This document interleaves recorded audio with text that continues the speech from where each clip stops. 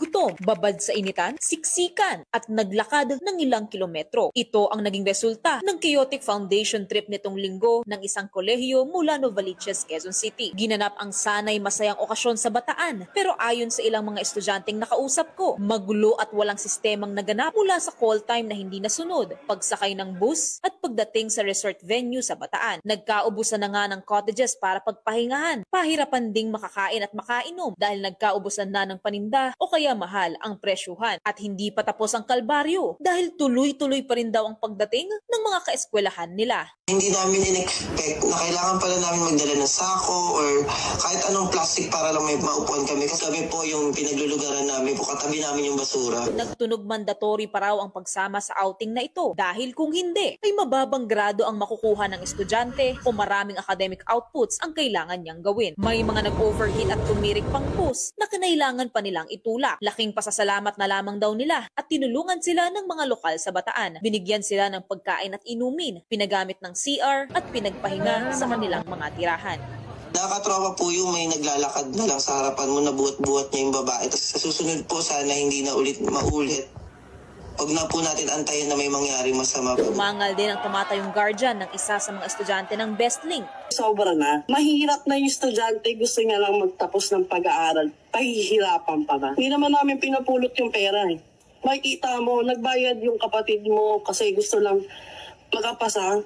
Tapos makikita mo, maglalakad siya ng pag-alay 4 kilometers. Naglabas naman ang Quezon City LGU ng paalala sa pagpaprioritize sa kapakanan at responsableng pagpaplano sa mga aktibidad ng mga paaralan, lalo na kung ito ay pangmalawakan. Nakatakda ring maglabas ng show cause order ang Commission on Higher Education sa BestLink College of the Philippines para bigyang linaw ang naturang chaotic foundation day trip na sinasabing hindi dumaan sa tamang proseso ng pagpapasa ng mga dokumento sa CHED-NCR. Wala pang inilalabas na komento ang kolehiyo. Ang paaralan ang itinuturing ikalawang tahanan ng mga mag-aaral. Kaya dapat sa lahat ng pagkakataon ay ginagampanan nito ang pagiging ikalawang magulang. Mobile journalist Marymon Reyes po, hatid ang muka ng balita. Isang oras mula sa Cotabato City, mararating ang Camp Darapanan sa Sultan Kudarat, Maguindanao. Kilala itong pangunahing kampo ng Moro Islamic Liberation Front o MILF. Dito dinadaos ang kanilang mga pulong at programa. Pero ang kampo, nagsisilbi na rin komunidad at tahanan ng mga Moro. Ayon kay Camp Commander Dayaw, marami nang naging pagbabago sa kampo mula nang maikasa ang peace agreement at maitatag ang BARM. Nakikita natin nag-improve dito, dumami ang tao, dumami ang improvement dito. Yung mga kalsada dito hanggang doon sa barangay na tuktok doon sa Kwan, meron ng kalsada doon. Ngayon, 6 na taon na yung BARM. Malaki nang improve dito sa Camp Darapanan at sa kalapit na bayan ng Camp Darapanan.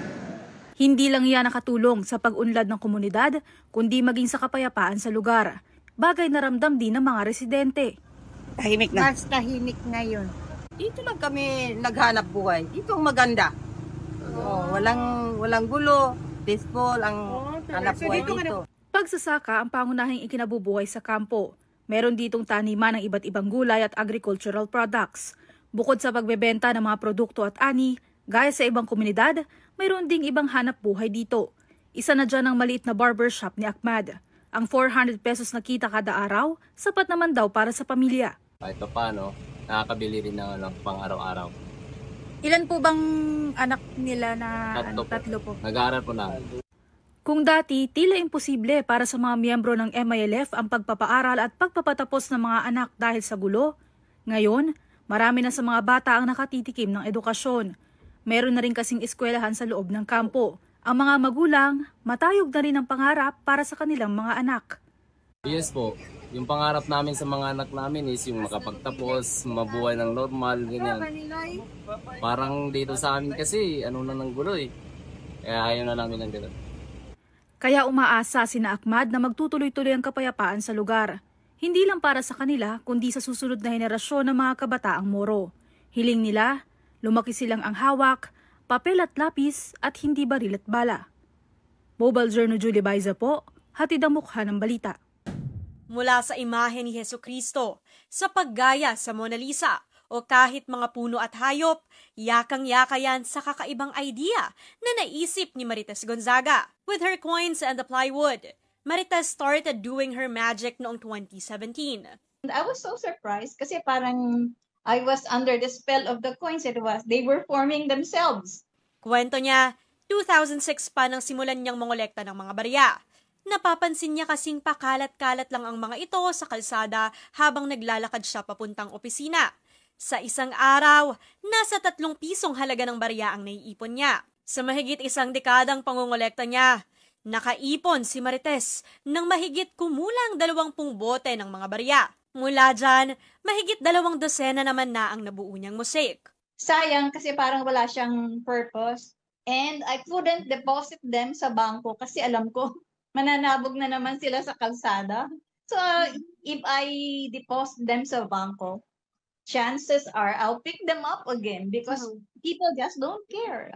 Hindi naman daw talaga lumaking artistic si Marites. Outside of being a coin artist, empleyado ng Araneta Group at President Manuel A. Rojas Foundation o PMARF si Marites. Tila lumabas lang ang kanyang talento nang unti-unting ilapag ang mga barya na nakuha na rin sa hilig niya sa mga repair and restoration.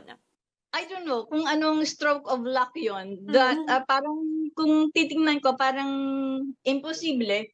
But then lumilitaw sila. For her next obra maestra, ginagawa niya naman ang imahe ng isang mangyan bilang parte ng isang art exhibit sa Oriental Mindoro Heritage Museum. Gawa man sa pera, hindi raw matatapatan ng anumang halaga ang kanyang mga nabuo na pangarap niyang mabigyan ng sarili nitong coin house. Ika nga nila, one man's trash is another man's treasure. Anumang bagay kahit mga lumang coins, kayang-kayang muling bigyang buhay. Mobile Journal, Denise Valdesancho po, hatid ang mukha ng balita.